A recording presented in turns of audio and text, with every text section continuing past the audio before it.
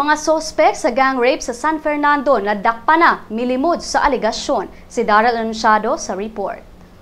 Nadakpa na ang duha ka mga sospek nga apil sa milugos sa usa ka sales lady sa barangay Pitalo, lungsod sa San Fernando ni adtong Domingo.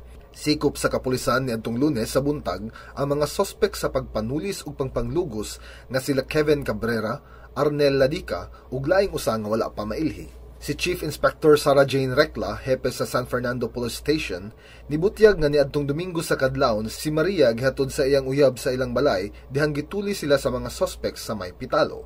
Asoy sa pulis nga ang mga sospek ning mando sa mag-uyab nga maghilawas apan mibalibad ang duha. Ang duha naghilak og nangaliyupo sa mga sospek nga dili maghilawas apan kalit nga sila Cabrera ug Ladica mao ang nanglugos kang Maria.